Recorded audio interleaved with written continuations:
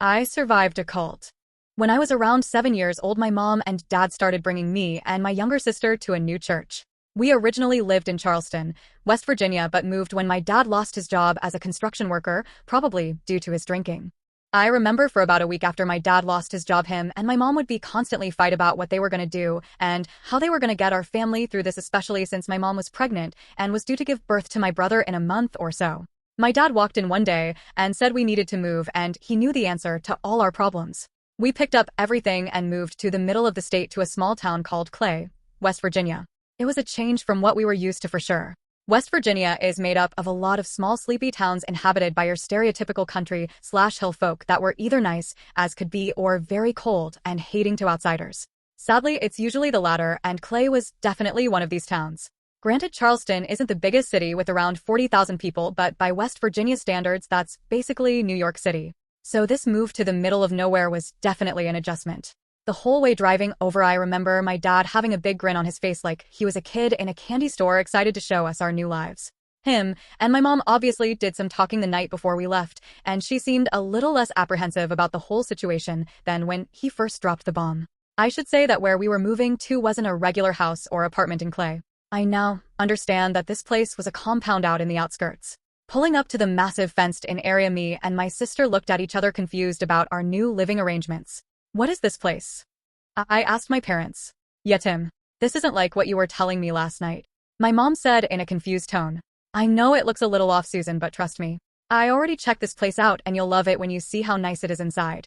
My dad said gleefully. We pulled up to the gate where a man stood outside with a rifle in his hands.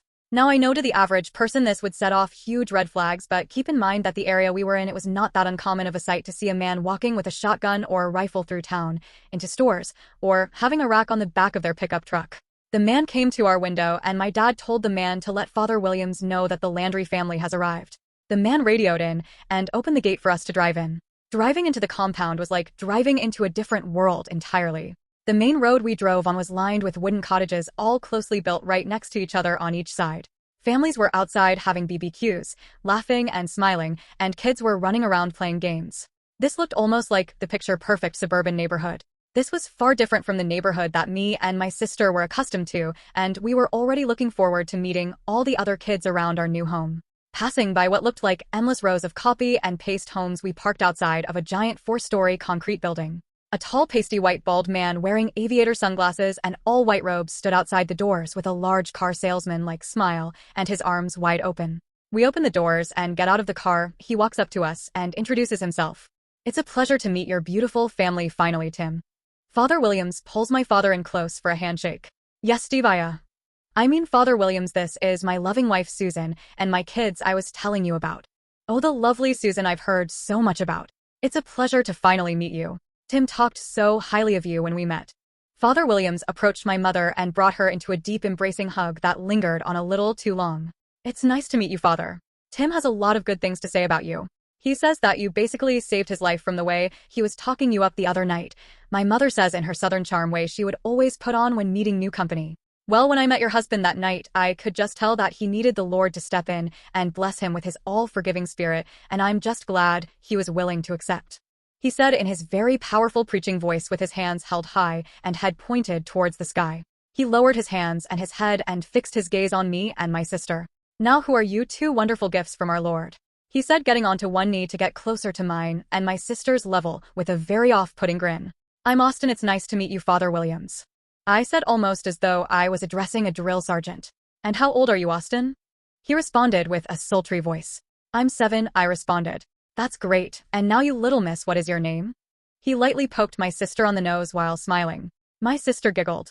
My name's Mary, and I'm 3 years old, she said with her head tilted while swaying back and forth with joy and innocence. It's very nice to meet you too. I do look forward to getting to know the both of you more. Now, Landry family, I welcome you to our humble land that we like to call Canaan. Father Williams said while taking a bow. You will be staying in cottage 145. You will see it's a lovely little home just like all our other members in one of the cul-de-sacs off of our main road. He said to my parents. Thank you, Father, it was a pleasure meeting you. My mother said, looking deeply appreciative into Father Williams' sunglass-covered eyes. It's my pleasure, now go settle into your new home and welcome to Canaan. Father Williams said with a cheesy smile, then turned around and walked back into his big concrete church building. The house was decently sized, 3-bedroom, 1-bathroom.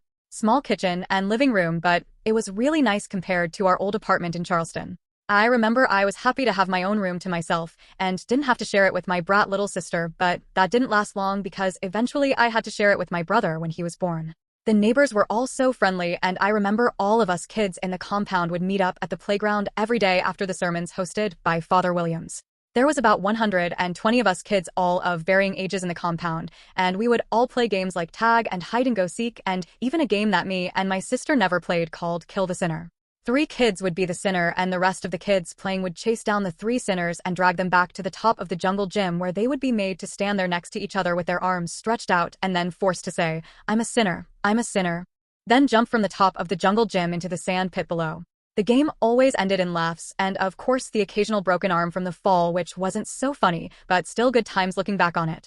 Years later, when I was 12 years old, my sister 8 years old, and my new brother Caleb was 5. We all adjusted to life in the compound. We never left.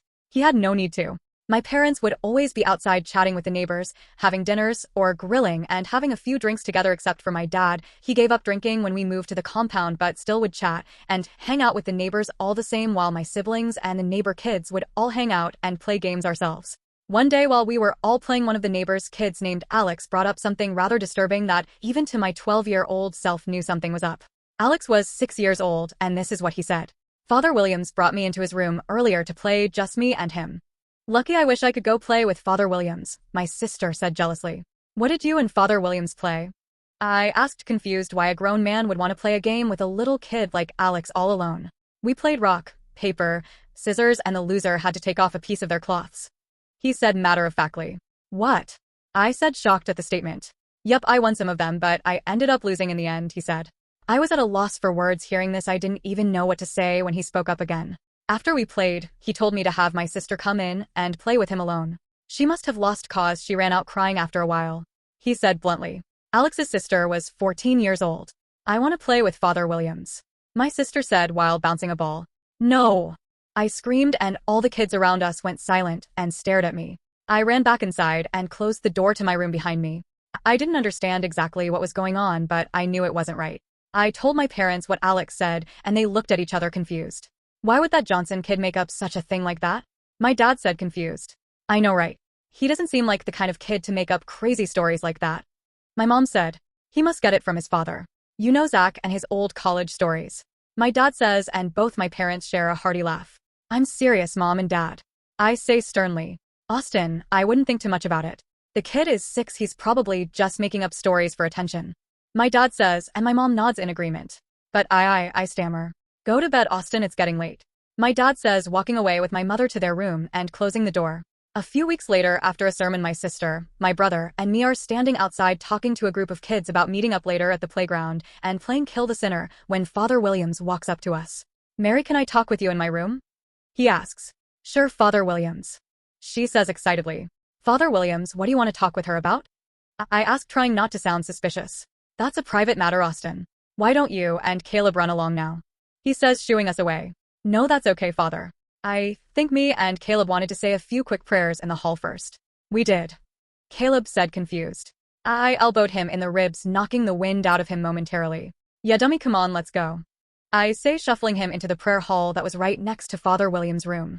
Father Williams took my sister into his room, and I knew I needed to stop it. As soon as he closed the door, I told Caleb to stay put and that I would be right back. I went the boot and started banging on it. Father Williams opened it a crack, just to let his head out. Austin, I told you that me and your sister need privacy for our chat. He said, annoyed. But Father Williams, the first really need to talk to you out here, it's an emergency. I said, distraught. It can wait, son, it won't be long. He said, slamming the door in my face. I pounded and kicked on the door for minutes on end. I felt tears building up, and I started crying, knowing that there was nothing I could do to stop this monster. Caleb came running to me asking what was wrong. Just then the door opened, and my sister walked out in front of Father Williams, staring blankly with no expression on her face. The kind of look you see in old World War II documentaries of shell-shocked soldiers. She walked past me and Caleb without saying a word and out the door of the church. Caleb, I think it's your turn now. Would you like to play a little game with me? Father Williams looked at Caleb with a menacing grin on his face. Caleb smiled back and was about to speak when I pushed him away. No, Father, I think I want to play instead. I said stone-faced, but trembling deep down, looking into Father William's eyes beyond his sunglasses. Oh, do you know, Austin? I'm so glad to hear. Why don't you come on in? Caleb, why don't you go run on home? We will have to play some other time. For now, me and Austin are going to play. Father Williams grabbed me by my shoulders and shuffled me into his room and closed the door behind him. I played his game with him. I lost. Walking home after I felt empty. Walking past all the same cookie-cutter homes that line the main street, I felt alone because no adult believed me. I felt scared because I could only do so much to protect myself and my siblings, and most of all I used. Used by this wolf in sheep's clothing that had my family and every other family here fooled. Turning on our cul-de-sac, I walk up to my house and see my sister sitting on our front porch. It's late at this point, probably around 9 p.m. She just sat there staring off into the distance. I walk up to her and ask her if she was okay. He touched my privates, Austin. She said blankly. I walked inside, threw myself into bed, and cried hard that night. Beatings and sexual abuse like this went on for years for all of the kids in the compound, with the parents brushing it off as a child's overactive imagination, and the perfect Father Williams could never be capable of such a thing. Years later, I will always remember the day because I was 16, about to celebrate my 17th birthday the next day. Father Williams calls an emergency meeting over the intercom system. This has never happened before, and every family met together in the church. Confused banter between families encompassed the large room when after a few minutes the armed guards closed the doors, entering the church and exiting. Father Williams exited his room with 4 more armed guards, 2 at each of his side, walking up to his podium. The room went silent. Brothers and sisters, I regret to inform you that the day that has been foretold, that the armies of Babylon will invade our sacred land, has come upon us. Father said in a booming voice. Murmurs among the crowd began and were quickly silenced with Father Williams' next statement. A Judas has been in our congregation the entire time and has told the armies of Babylon of our sacred land that we hold near and dear to our hearts, and I refuse to allow my children to suffer at the hands of this brutal army. I have prepared for us all a final stance. My children believe me when I say I will gladly fight to the death with this army in the name of God. However, this is simply a battle that cannot possibly be fought when our innocent, young, beautiful children are at risk of being taken and have Lord knows what happens to them. Instead, I have prepared a message for these tyrant armies that you cannot take our children and our pride. We will go out with our heads held high, and we will not be afraid to join our Lord God in our new Canaan within his kingdom. Father Williams holds his arms up high and faces his head toward the ceiling. Women from the kitchen come and hand out paper cups with 2 pills each in them to all the members. God is ready for us. Do not be afraid, my children. I will see you all on the other side. Most people took their pills and helped their children take their pills as well. Some didn't and broke windows trying to escape. The guards shot the ones who did and forced others who were reluctant to take their pills. When it came to my family, my mom and dad sat with smiles and helped my brother and sister take their pills. I know Caleb didn't fully understand what was going on, so he just went with what everyone else was doing. Mary really did believe in Father Williams, even after the abuse she suffered at his hands.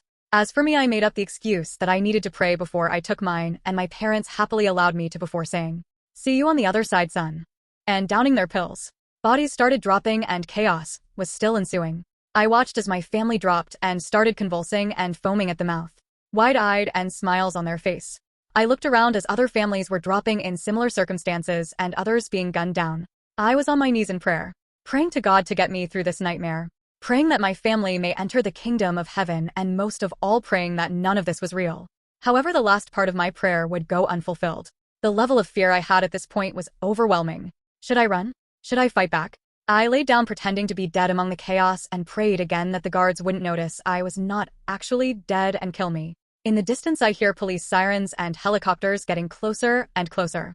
I open my eyes slightly to see everyone in the church dead, with some gunfire coming from the outside from the guards chasing down would-be escapees. The only person left alive in the church is me and the father.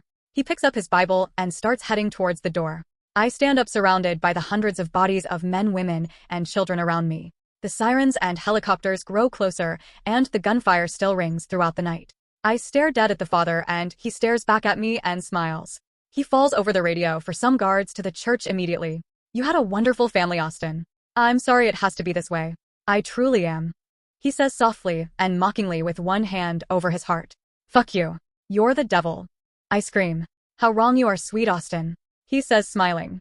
"You're right, you're not the devil. You're a sad, disgusting excuse of a human being, and you will be punished."